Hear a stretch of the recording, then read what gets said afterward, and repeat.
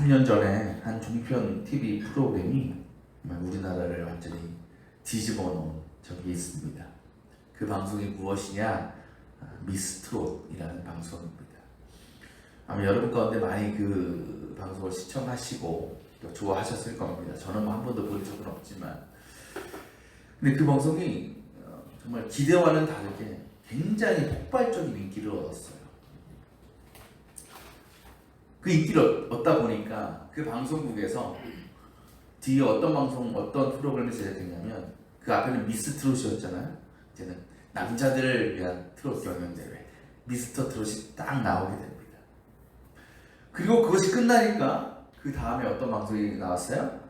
미스 트롯 2가 나왔지요. 다 인기가 많았어요. 이 미스터 트롯 방송으로 인해서 정말 여러 트로트 스타들이 탄생을 하게 되었습니다. 그리고 정말 이전에는 아이돌 가수에게나 보여졌던 어떤 팬덤 문화라고 하는 것이 이 트로트 가수들에게도 이제 널리 퍼지게 되었다는 거예요. 야, 대단합니다. 그거 보면. 그렇게 인기를 많이 얻었어요. 그러니까 온 나라가 트로트 열풍이었습니다. 근데 지금은 어떻습니까? 물론 지금도 트로트를 많이 좋아하시고 또 인기가 있지만 그 관심과 사랑이 그때만큼은 아닌 것 같아요. 예전에는 정말 남녀노소를 불문하고 정말 온 국민이 트로트에 흠뻑 빠졌다면, 이제는 몇몇 스타들의, 우리가 트로트 하면 떠오르는 송가인, 박민호, 이찬원, 이명웅, 그런 사람들, 내 팬덤을 제외하고는 그렇게 관심을 많이 갖지 않는 것 같아요. 심지어 여기저기서 어떤 얘기가 되냐면, 야, 이제는 지겹다, 트로트 방송 지겨워서 못 보겠다라는 얘기까지 나오고 있습니다. 어떻게 이 트로트의 인기가 불과 1, 2년 만에 이렇게 식어버릴 수 있을까? 그러니까 문화 비평가들이나 전문가들이 얘기가 그거예요. 왜 그러냐면 비슷한 포맷의 방송들이 너무나 많이 나왔다는 거예요. 정말 그렇지 않아요, 여러분? 미스터 트롯이 인기를 얻으니까 다른 종편들뿐만 아니라 이제는 공중파에서도 온통 너나 할 것 없이 트로트 경연 프로그램을 제작하고 방송했어요. 그래서 TV만 틀면 뭐가 나와요? 트로트가 나오는 거예요. 트로트 가수들이 나오는 거예요. 그러니까 시청자들이 뭘 느껴요? 식상함을 느끼는 거예요. 너무 많이 나오니까. 여러분, 우리가 시청자잖아요. 시청자들이 원하는 게 뭐예요? 방송을 보면서 원하는 게 뭡니까? 새로운 거예요. 새로운 거. 이전에 볼 수 없었던 거. 그리고 특별한 걸 원해요. 그리고 우리가 잊혀졌던 것을 다시 생각나게 하는 걸 원해요. 그것도 어떻게 보면 새롭게 됐어요. 그래서 레트로 열풍이 그런 거 아니겠어요? 잊혀졌던 것을 다시 기억하게 하는 것. 그러니까 시청자들은 새로운 것, 특별한 것을 원해요. 그게 미스트롯이 인기를 얻은 이유였어요. 왜? 그런 방송이 없었으니까. 그렇죠? 그런데 뒤이어 나온 방송들은 어때요? 다 보면 비슷해요. 미스터 트롯 그 포맷 시스템들하고 비슷해요. 크게 다를 게 없어요. 그래서 막 표절 시비도 나고 그랬었잖아요. 아, 우리 그거 갖다 베꼈다. 그러다 보니까 새로운 게 없는 거예요. 그러니까 늘 비슷한 것, 늘 똑같은 것만 보는 시청자 입장에서는 재미가 없어요. 이제 식상에 관심이 떨어져. 그러다 보니까 그 뒤이어진 방송들은 미스트롯이나 미스터 트롯만큼 인기가 없어요. 경쟁에서 뒤처질 수밖에 없는 거예요. 그래서 더 이상 이제 트로트라는 음악 자체도 관심과 사랑이 점점 줄어들 수밖에 없는 현상이 나타났다는 거예요. 방송에서만 그럴까요, 여러분? 방송에서만 그럴까요? 우리 삶을 보면 사람들이 이렇게 얘기해요. 아우, 사는 게 참 재미없다. 삶에 재미가 없다. 왜 그럴까요? 왜 우리는 우리의 삶에서 재미와 즐거움을 잃어가고 있는 것일까? 그걸 어떻게 보면 이런 면도 있는 거예요. 우리가 살아가면서 그 현실의 삶에 안주하려고 하는 것, 새로워지고 변화되는 것을 꺼려하고 두려워하기 때문이 아닐까라는 거예요. 그래서 어떤 노력과 어떤 희생을 통해서 더 나은 미래, 더 나은 비전을 꿈꾸기보다는 그 지금에 만족하는 거예요. 지금에 머물러 있는 거예요. 그것으로 삶의 안정과 삶의 평안을 누리려고 하는 게 우리의 모습이 아닐까라는 거죠. 그러니까 재미가 없는 거예요. 우리 신앙은 어떨까요? 오늘 말씀에요, 예수님께서 한 비유를 말씀하고 계시는데, 하루는요 한 바리새인이 하나님께 기도를 드리러 예루살렘 성전에 올라갔습니다. 근데 그가 기도한 내용이 대략 어떤 내용이냐면 이런 거예요. 하나님, 저는 율법을 잘 지키는 사람입니다. 저는 죄를 짓지 않았습니다. 심지어 금식이나 11조 생활도 얼마나 열심히 하는지 모릅니다. 이렇게 하나님을 기도했어요. 실제로 이 바리새인은요 정말 율법 철저히 지키고요 도덕적으로 흠없는 삶을 살았어요. 그 11절 말씀 보면 그 대표적인 것은 뭡니까? 방금 말씀드린 것처럼 이렇게 기록해요.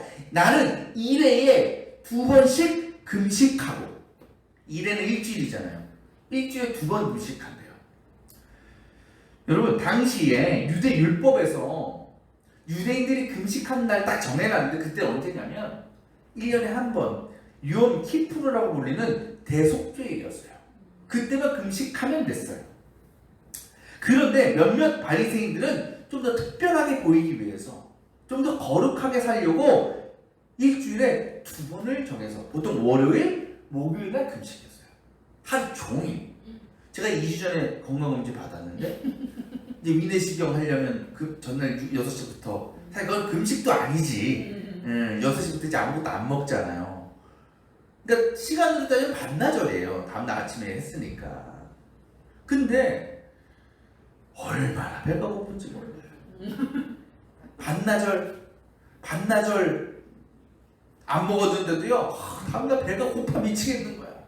빨리 먹고 싶은 거야. 여러분, 반나절만 금식해도 못 살 것 같은데 하루 종일, 그것도 일주일에 2번씩 아무것도 안 먹었다고 생각해보세요. 그것도 뭐 한두 주 한 게 아니고 일평생을 그렇게 살아는 거예요. 이건 사람의 할 짓이 아닙니다. 얼마나 그 기간이 정말 고난이고 인내의 시간이었을까. 또 뭐라 그래요 뒤에? 나는 뭐했다? 모든 소득의 11조를 바쳤다. 율법에는요 모든 유대인들이 11조를 냈습니다. 그런데 11조를 내는 품목이 정해져 있었어요. 이거는 11조 내야 돼. 그런데 그 외의 것들은 안 내도 돼 라는 게 정해져 있었어요. 근데 이 유대인은 뭐라고 얘기하고 있어요? 모든 것에 11조를 낸대요. 그러니까 율법적으로 정해지지 않은 11조를 굳이 안 내도 되는 어떤 품목 같은 품목들에 대해서도 이 바리새인은 철저히 11조를 구별해서 냈다라는 거예요. 여러분, 이 바리새인이 보여준 금식 생활, 또 11조 생활, 이게 보통 믿음으로 가능하겠어요? 못해요. 절대 그럴 수 없어요. 그렇게 보면 이 사람은 누구보다 믿음이 있고 누구보다 의로운 사람일 수밖에 없어요. 그런데요, 오늘 말씀에 이 사람 말고 예루살렘에 기도하러 올라간 또 한 사람이 등장하죠. 그가 누굽니까? 세리였어요. 세리. 바리새인과 세리는 살아온 방식이 너무나 다른 사람들이에요. 믿음의 모습도 너무나 달랐어요. 우리가 잘 알지만 세리 어떤 사람들입니까? 세리도 유대인입니다. 하지만 로마 제국의 비호를 받으면서 동족인 유대인들에게 세금을 강제로 거두어 들었어요. 그러니까 보통의 유대인들, 특히 정통적 유대인들인 바리새인들이 이 세리들을 좋게 보겠어요? 절대 동족으로 인정하지 않아요. 심지어는 핍박하고 멸시했어요. 어느 정도예요? 우리가 거기서 예루살렘 성전 내서 그 모습을 찾아볼 수 있는데, 예루살렘 성전이요 안에 이제 성소와 지성소가 있고 그 주변으로 이렇게 뜰이 있다고 말씀드렸었어요. 이게 담벼락이 있고 그 안에 지성소, 성소모의 성막이 있고 그 주변에 뜰이 있는데, 그 뜰이 무슨 뜰이냐면 가장 가까운 데가 제사장의 뜰이 있고, 그보다 조금 먼 데가 유대인의 뜰이 있고, 그보다 더 먼 데가 여인들의 뜰이 있어요. 그러니까 이 안에서는, 그러니까 담벼락 안에서는 유대인들만이 있을 수 있는 공간이에요. 유대인 제사장, 유대인 남자, 그리고 유대인 여자들. 그런데 그 외의 사람들, 이방인이라고 부르는 사람들 있잖아요. 그 사람들은 어디에 있냐? 담벼락 바깥쪽 뜰, 마당, 거기만이 그 이방인들이 들어갈 수 있는 곳이요. 그래서 이방인의 뜰이라고 부르죠. 그래서 이방인들은 예루살렘 성전에 예배드리러 와도 안에 못 들어가요. 밖에만 있어야 돼. 근데 여러분 세리가 어디까지밖에 못 들어갔냐? 이방인의 뜰까지밖에 못 들어갔어요. 유대인에 불구하고 성전 안에 못 들어가는 거예요. 그만큼 이 세리라는 존재가 유대인들로부터 아주 멸시당하고 천박한 이방인들과 같은 급으로 생각했다는 거예요. 그러니까 오늘 말씀의 세리도 그 이방인의 뜰에서 이방인들과 섞여서 하나님께 기도를 했을 거라는 거예요. 근데 그가 기도한 기도의 내용이 무엇입니까, 여러분? 13절에 얘기하죠. 하나님, 이 죄인에게 자비를 베풀어 주십시오. 이 세리는요, 하나님 앞에 나는 죄인이라는 것을 고백하면서 나의 죄를 용서해달라고 주 앞에 간구하고 있는 겁니다. 여러분, 바리새인과 세리 중에 누가 봐도 회개해야 될 사람은 누구예요? 세리죠. 세리는 살면서 동족의 재산을 강탈하고 내 배를 채운 악한 인간이었지만 바리새인은 율법을 늘 잘 지키고 그것도 과할 정도로 지켰던 의로운 사람이었어요. 둘의 행실을 비교해보면, 둘의 믿음의 모습을 비교해보면 바리새인이 세리보다 훨씬 월등할 수밖에 없어요. 근데 여러분, 오늘 말씀에 예수님께서 이 두 사람에 대해서 전혀 다른 평가를 하고 계셔요. 14절에 이렇게 말씀하십니다. 의롭다고 인정을 받고서 자기 집으로 내려간 사람, 저 바리새파 사람이 아니라 누구다? 세리이다. 주님은 분명히 말씀하셔요. 바리새인이 아니라 세리가 더 의롭다. 더 의롭다가 아니라 바리새인이 이런 사람이 아니다. 세리만이 의로운 사람이다. 여기서 우리가 분명한 사실 하나 알 수 있죠. 의로움의 기준이라는 것이 우리와 예수님과 너무나 다르다는 거죠. 그렇다고 왜 주님께서는 바리새인이 아니라 세리가 의롭다고 말씀하신 겁니까? 우리는 그들의 기도의 모습을 보면 알 수 있어요. 바리새인이 어떤 내용 가지고 기도했다고 그랬어요? 쉽게 말하면 내가 지금껏 지켜왔던 신앙의 모습, 신앙의 행실을 주님 앞에 기도했어요. 고백했어요. 거기까지는 좋아. 그럴 수 있어요. 그런데 왜 그가 하나님께 이런 기도를 드리고 있는 것일까? 그는 자신있게 뭐라고 얘기해요? 우리 말씀을 잘 보세요. 11에 이렇게 하죠. 하나님 감사합니다 그래요. 그러면서 뭐라고 얘기하냐? 나는 남의 것을 빼앗는 자나 불의한 자나 가늠하는 자와 같은 다른 사람들과 같지 않습니다. 그 다음 뭐라 그래요? 심지어 더구나 저 세리와도 같지 않습니다라고 얘기해요.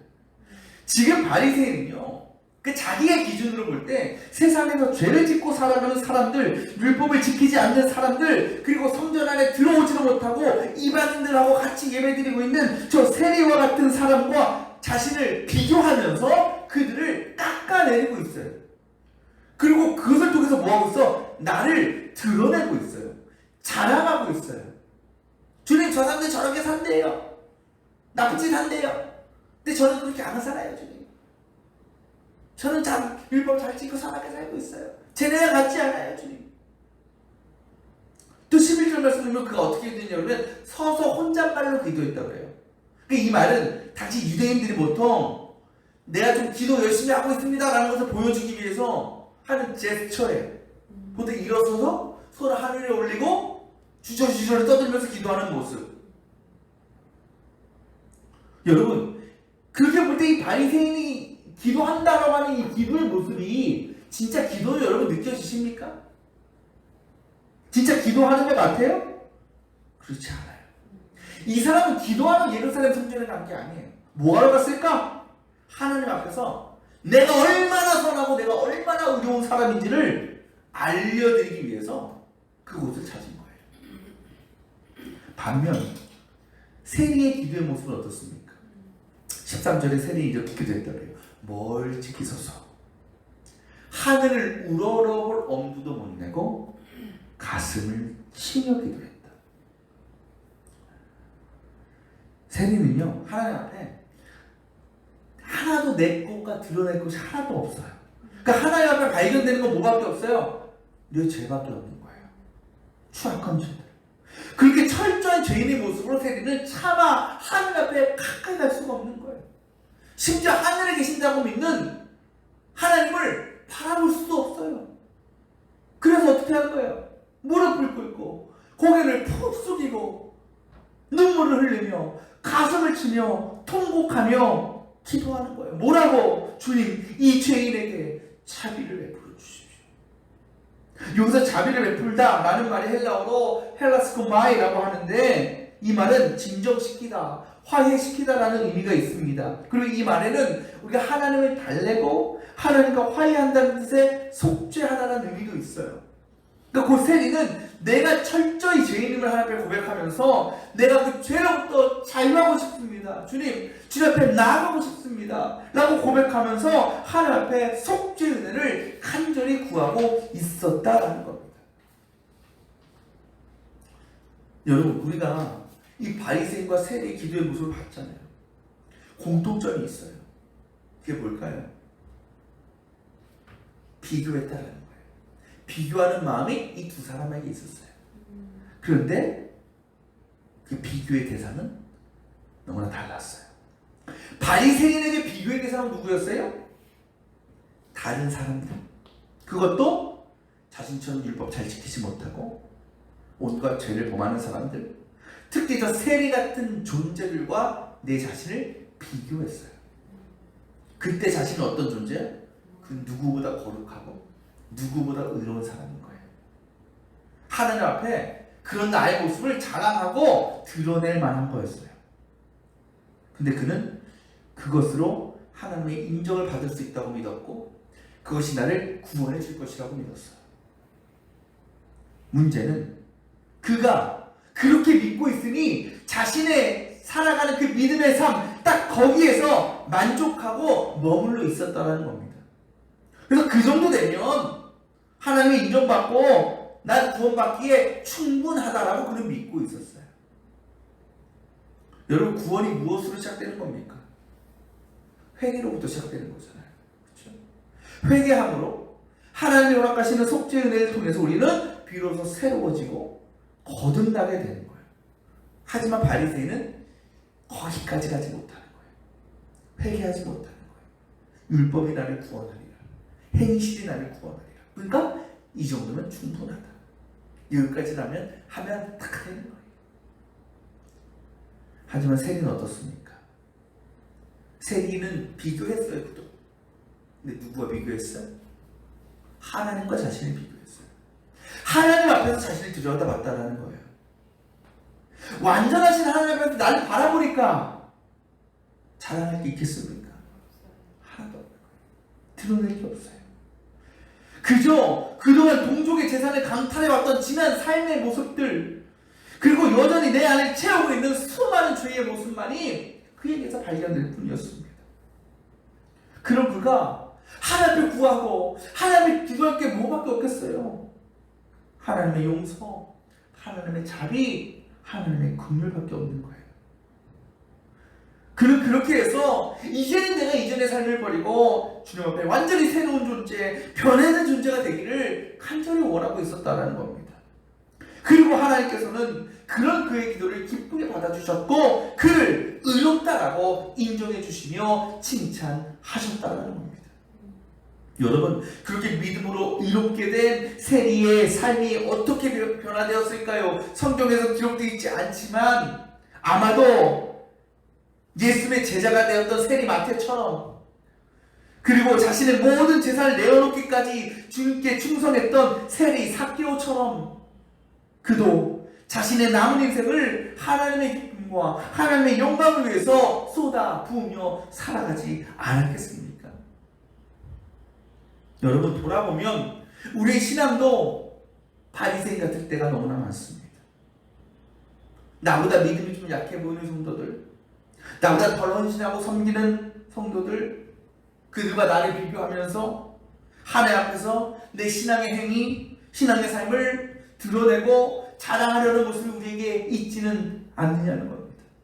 그러면서 그때 우리 이렇게 생각하죠. 아유, 나보다 못한 사람도 많은데 이 정도만 하면 충분하지 뭐. 그러면서 자신을 굉장히 의롭고 거룩한 존재라고 생각하면서 지금의 그 모습에 만족하고 안주하고 머물러 있다는 겁니다. 하지만 여러분, 우리가 비교할 대상은 다른 성도들이 아니에요. 교회도 그럴 때 있잖아요. 저도 가끔 그래요. 우리 교회 뭐 별로 자꾸 연락하지만 그래도 열심히 하나님 섬기고 예수 섬긴다고 하잖아요. 속으로 아이고 우리 교회만큼 이 정도의 선교하고 하는 교회가 어딨어. 우리 같은 교회가 어딨어. 이 정도는 잘하고 있는 거지 뭐. 그런 생각을 할 때가 가끔 있다니까요. 그게 뭐다? 교만이다. 교만. 아니에요. 우리는 다른 교회, 다른 성도들하고 비교하는 게 아니고 주님과 나를 비교해야 돼요. 주님의 모습과 우리 교회의 모습을 비교해야 되는 거예요. 그래서 예수님의 말씀, 또 예수님의 삶 앞에서 우리의 모습을 늘 들여다볼 수 있어야 되는 겁니다. 여러분 한번 생각해 보세요. 주님 앞에 우리 한번 돌아보세요. 아유 이 정도면 충분해요 라고 말할 수 있겠습니까? 지금의 여러분의 믿음의 삶에 만족할 수 있겠습니까? 그럴 수 없어요. 왜? 주님 앞에서는 그저 우리의 추악한 죄의 모습만이 발견될 뿐이기 때문에 예수님을 따라가기에는 아직도 한참 먼 연약한 신앙과 삶의 모습일 수밖에 없기 때문에 그때 우리는 이렇게 고백할 수밖에 없는 거예요. 주님, 저의 죄를 용서해 주시옵소서. 주님의 은혜와 주님의 자비를 저에게 베풀어 주시옵소서. 그렇게 우리가 주님 앞에 철저하게 낮아지고 철저하게 겸손해질 때 그때 주님 우리를 의롭다고 인정해 주시고 하나님의 존귀와 영광을 누리게 하시는 것입니다. 사랑하는 여러분, 우리는 이 땅에 살아가는 동안 우리의 믿음은요 조금씩 자라나야 됩니다. 어떤 분들 그런 분들도 있어요. 10년, 20년, 수십 년 신앙생활을 했는데도 아유 하나님이 계신지도 모르겠고 내가 구원받는 사람인지도 모르겠고 첫 믿음에 그냥 머물러 있는. 안 돼요. 우리는 날마다 더 거룩해져야 되고 날마다 더 변화되어야 되는 겁니다. 절대 지금으로 충분하다라고 생각하면서 현재의 모습에 머물러 있거나 안주해서는 안 되는 거예요. 그것은요 믿음을 지키는 게 아니고 오히려 믿음을 잃어버리는 겁니다. 말씀드린 것처럼 새로운 방송 포맷을 새로운 것을 창조적으로 개발하고 발전하고 시도하지 못하고 그저 지금 인기 있는 것 예전에 좋았던 것 그대로 따라가면서 그대로 베껴서 그렇게 방송하다가 결국은 시청자들의 외면을 받고 식상하다는 소리 듣고 아무것도 얻지 못하고 그렇게 후퇴해버리는 그런 방송들처럼 가만히 있는 것이 지키는 게 아니고 오히려 잃어버린다라는 거예요. 잃어가고 있게 된다는 거예요. 바라기는 우리 모든 성도들의 믿음의 삶이 늘 매일 그 상태, 그 자리에 머무는 것이 아니라 날마다 조금씩 예수 그리스도의 완전함으로 나아갈 수 있기를 소망합니다. 그를 위해서 늘 주님 앞에 우리의 믿음의 모습을 돌아보고 매 순간 허락하시는 주님의 자비와 은혜로 우리의 심령과 영혼을 채워나갈 수 있기를 원합니다. 그렇게 어제보다는 오늘, 오늘보다는 내일 더 주님을 사랑하고 주님을 섬기며 살아갈 수 있는 하나님 나라의 자녀들 다 되어 주시기를 주님의 이름으로 축원합니다.